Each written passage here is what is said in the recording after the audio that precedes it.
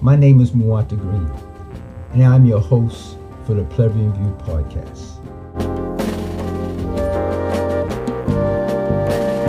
The Plebeian View podcast aims to be a leading voice in ideas in creating a fair and equitable world where all people are entitled to life, liberty, and happiness.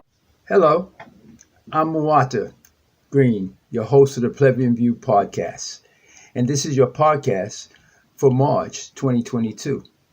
In today's podcast, we'll be talking about Veterans for Peace, the group which I am part of, and its position on the Ukrainian war that just broke out, and also on Women's History Month, which is March.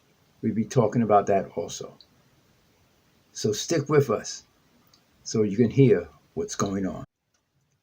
Let's start out this segment on the Veterans for Peace statement on the Ukrainian war. I, as a member of that organization, formally concur that this is what needs to happen. Veterans for Peace condemns the invasion of Ukraine. Our mission remains the same. We are committed to sustainable and just peace. As veterans, we know increased violence only fuels extremism. We have watched and in some cases been firsthand witness to how the people of Afghanistan, Iraq, Syria, Libya, Yemen, etc. have had their countries and lives destroyed by U.S. and Russian military deployment. For the United States and Russia, the only sane course of action now is commitment to general diplomacy with serious negotiations, without which conflict could easily spiral out of control to the point of further pushing the world towards nuclear war. General diplomacy is a commitment to compromise and maintaining open lines of communication. We reject punitive sanctions that harshen the lives of people across the region.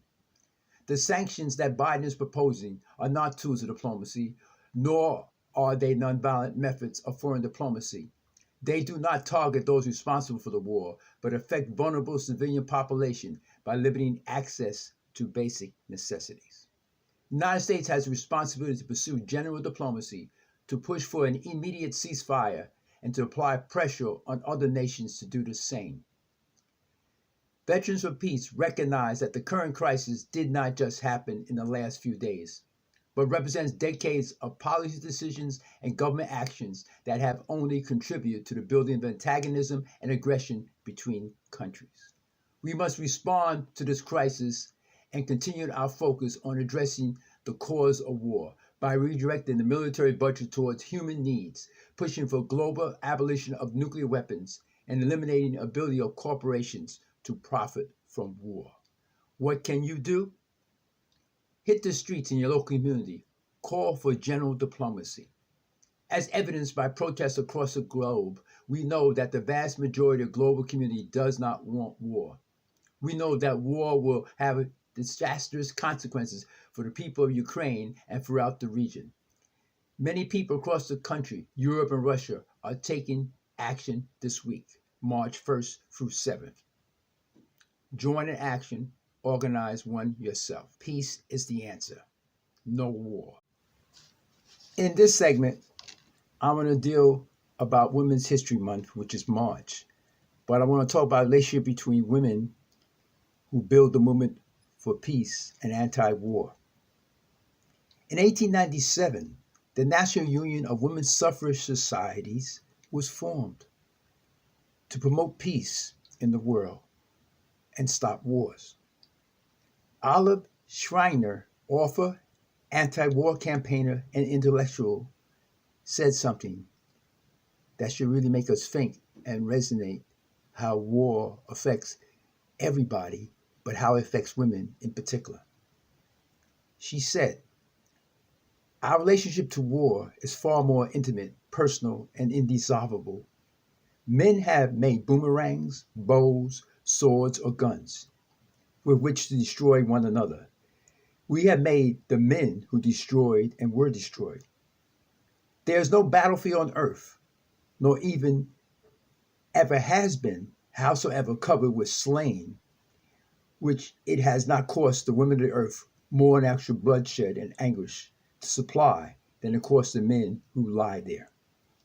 That is so important to understand that about how it affects women in our society, the most vulnerable, the ones who constantly struggle for equality.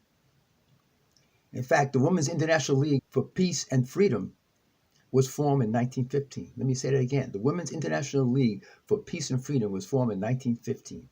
And their whole mission was to provide cooperation among women in all nations to pursue peace based on social and economic justice. I think that's a true tribute to Women's History Month, which we are now in. So once again, we have come to the end of the Plebeian View podcast. But spread the word. Let folks know about it. And research and find out for yourself. Educate yourself. And as we say in the native language of Kiswahili, until we meet again, tuta anana. The forest beneath the dark city that stagger on the coastline, and a nation that just can't stand much more. Like the forest buried beneath the highway.